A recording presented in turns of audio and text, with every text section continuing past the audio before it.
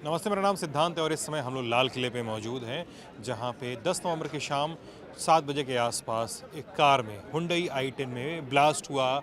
8 से 9 लोगों की मौत की खबर सामने आ रही है। घायलों का LNJP अस्पताल में इलाज किया जा रहा है। इस बीच बड़ी खबर आ रही है उस कार को लेके, कार के बिल्ड को लेके, कार के नंबर को लेके, कार के चेसिस को लेके और मालिकाने को लेकर। पहले कार की जानकारी देते हैं।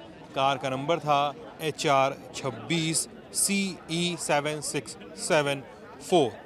इस कार के फर्स्ट ओनर थे मोहम्मद सलमान, उनके पिताजी का नाम मोहम्मद शाहिद।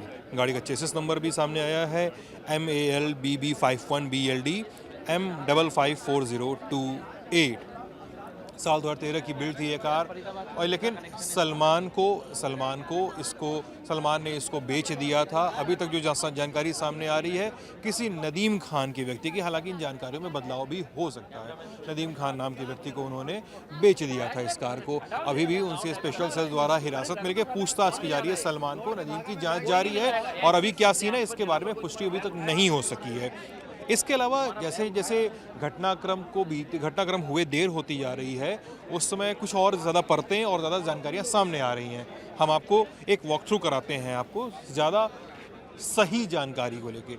अगर हम इस दिशा में चलते जाते हैं, जिस दिशा में आप कैमरा देख रहे हैं, तो राइट साइड में है लाल किला और लेफ़्ट साइड में है चांदनी चौक वाला इलाका। अगर आप ये सामने जो कैमरामैन और रिपोर्टर्स की भीड़ देख रहे हैं, उसको अगर पार्क आगे पहुंचते हैं तो आगे पड़ता है लाल किले का गेट नंबर 1। जहां से लाल किले के विजिटर्स भारी संख्या में आते जाते हैं। इसके सामने ही चौराहा है और चौराहे के सब सामने चांदनी चौक का मार्केट है। अब बड़ी बात यह है कि जब शाम के 7 बजे के आसपास एक i20 कार इसी रास्ते से होकर सामने आती है, सामने रेड लाइट के पास पहुंचती है और रुकती है। उस कार में ब्लास्ट होता है। इस कार में 3 लोग सवार बताए जा रहे थे। ब्लास्ट सिर्फ उस कार में होता है, लेकिन उसका असर आसपास की 4-5 कारों पे भी पड़ता है। ब्लास्ट इतना ज़ोरदार था कि पीछे की ओर लगभग 250-200 मीटर दूर जो लोग डिस्टेंस बता रहे हैं, वहाँ पर ब्लास्ट होता है। और ब्लास्ट के बाद निकले टुकड़े और परखचे वो फैल कर चारों दिशाओं में आते हैं। जिस जगह से हम खड़े होकर शूट कर रहे हैं, श्रैपनल्स वगैरह यहाँ पर भी आते हैं। अभी हालांकि अभी ये कहा नहीं सकता कि श्रैपनल्स थे कि नहीं थे। उसके बाद घायलों को तुरंत भर्ती करवाया जाता है। घायलों को भर्ती कर एम्बुलेंस लेने आती है, उनको लेवा कर जाती है और उनको अस्पताल में उनका इलाज शुरू कराया जाता है। लेकिन अस्पताल में इलाज शुरू कराए जाने के साथ ही कुछ और जानकारियाँ सामने आ जाए। अगर आप डॉक्टरों के बयान पढ़ेंगे तो पता चलता है कि घायलों के शरीरों से, उनके इंटरनल ऑर्गन से छर्रे और मेटल शैपनल्स वगैरह बरामद हुए हैं। वो या तो एक्सप्लोजिव के भी टुकड़े हो सकते हैं या तो वो कार के भी टुकड़े हो सकते हैं। सब कुछ अभी सब कुछ जांच के बाद ही पुष्ट हो सकेगा। कहानियाँ और थ्योरीज बहुत सारी चल रही हैं। हम बहुत सारे सोर्सेज से बात कर रहे हैं, बहुत सारे लोगों से बातचीत कर रहे हैं। हम ये समझने की कोशिश कर रहे हैं कि आखिर ये हुआ क्या था। अगर ये एक्सप्लोजिव ब्लास्ट था तो क्या सिंथेटिक एक्सप्लोजिव था, केमिकल एक्सप्लोजिव था। कुछ और एंगल्स भी हैं, जैसे एक फरीदाबाद मॉड्यूल की बात हो रही है।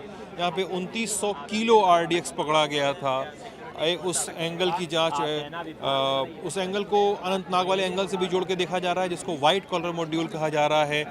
डॉक्टर के पास भी AK-47 वगैरह जैसी चीज़ें बरामद हुई थी। अच्छा, स्पॉट पे एक और चीज़ मिली हुई है जिसको कई सारे लोग ये कह रहे हैं कि ये मांस का टुकड़ा है जो ब्लास्ट के बाद यहाँ तक उड़ के चला आया था। हालांकि हम इसकी पुष्टि नहीं कर रहे हैं, लेकिन आसपास जो दाग मौजूद है वो ब्लड के स्पॉट बताए जा रहे हैं।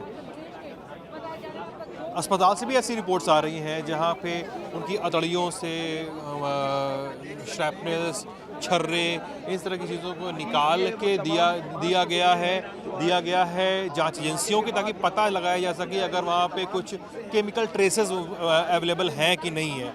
हमने फरीदाबाद और अनंतनाग वाले मॉड्यूल की बात तो कर ही डाली, तो इन सारी थ्योरीज पे बातचीत चल रही है। बहरहाल हम ललन टॉप की कवरेज जारी रखेंगे, आपके पास खबरें लेकर आते रहेंगे। आप अपना ख्याल रखिएगा, हमारे साथ बने रहिएगा। बहुत बहुत शुक्रिया।